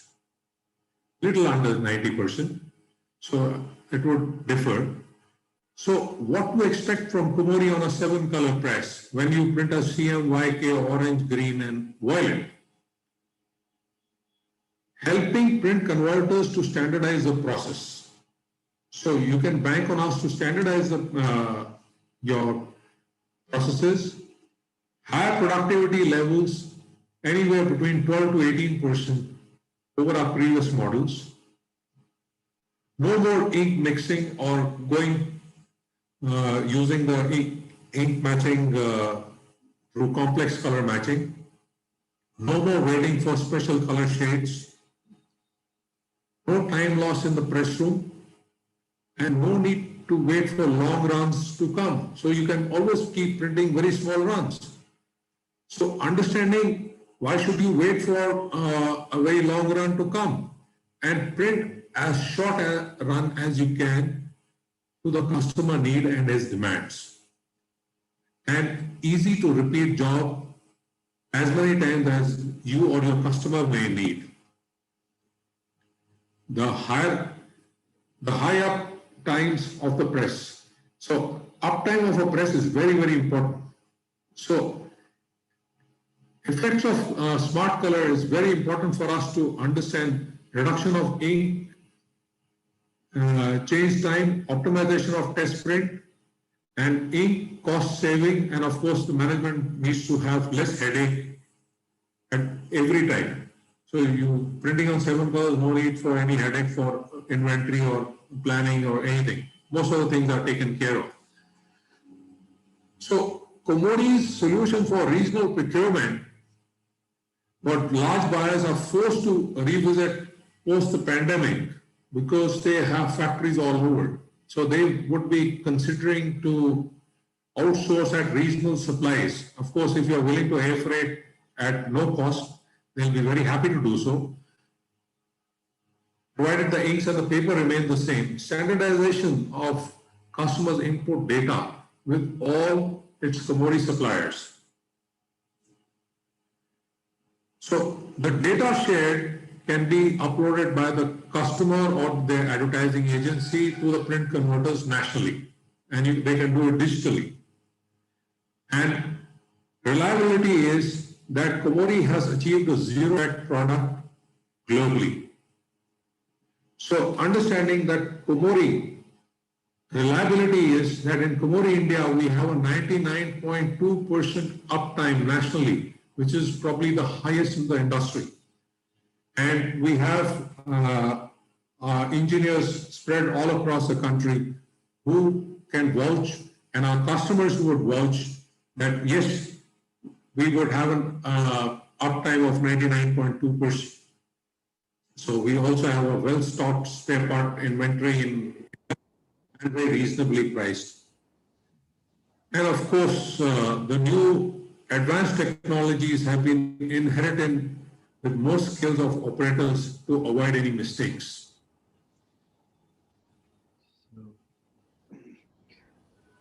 So some of the out-of-the-box solutions on security and the ultimate answers to security solutions.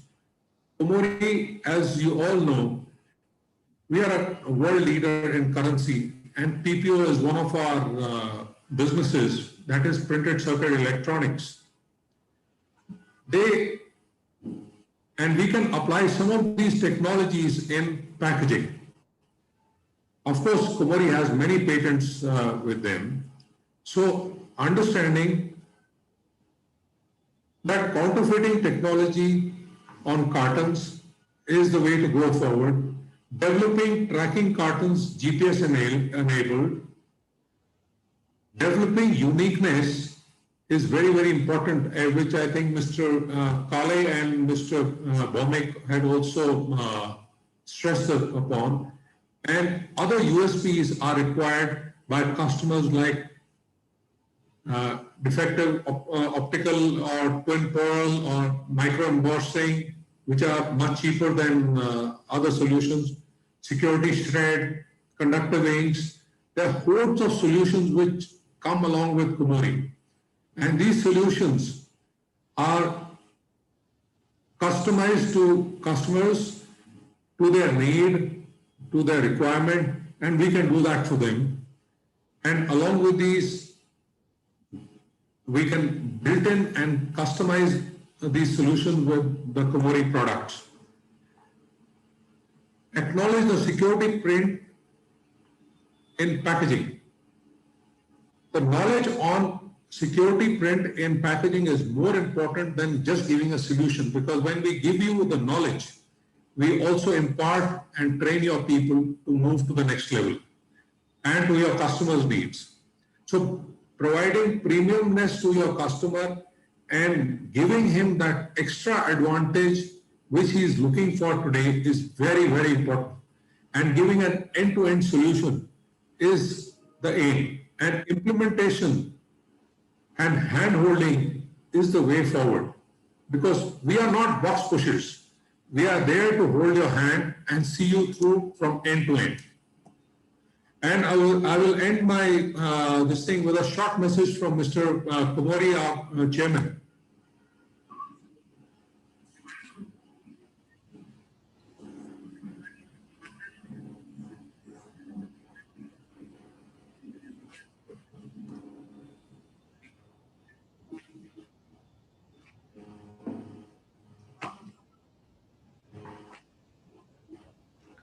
Sangambai, I think there's no sound. Sangambai, I think the sound is not working. I mean, it's not playing well.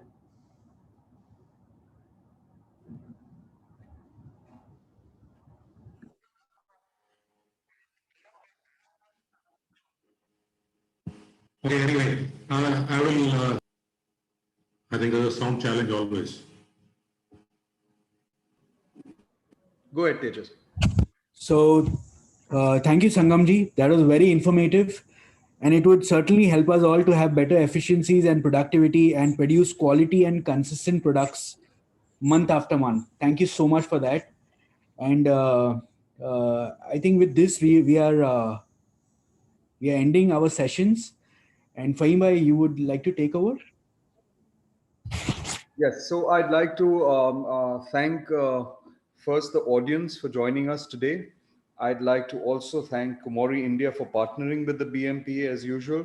I'd like to thank Subrajit Bhaumik from Cipla Healthcare, Mr. Amit Kale from Reliance Retail, Biswaroop Chakrabarti from ITC Foods, and Sangam Khanna from Kumari India, all of whom have shared extensively and comprehensively.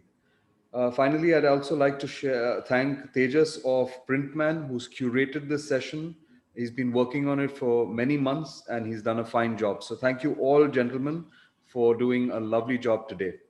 I'd like to also take this opportunity to announce the Cricket Carnival, which the BMPA is holding along with Toyo Inc. and Mumbai Mudrak Sangh. This is on the 20th of March at the Western Railway Ground. So the cricketers in you and your teams should join us and apply for it. Talk to us at the BMPA and do reserve your slot. There are very few slots left. The next session, which I wanted to announce, is the one by Professor Boman Muradian. And that's a brilliant session on TOC. I'm sure you've heard Professor Bowman before. I've heard him on 5 or 7 different occasions, and every time I hear from him, I learn a thing or two as to how to run my business more effectively. So Professor Bowman's session is on the 12th of March at 2:30 p.m. and it's about TOC. So we come to an end. I think the visual is just coming up. Yes, there it is. So the TOC stands for Theory of Constraints. Everybody knows who Professor Boman Muradian is. A authority on this subject. 12th March, 2:30 p.m. So please register for this. You'll get emails and also WhatsApp messages.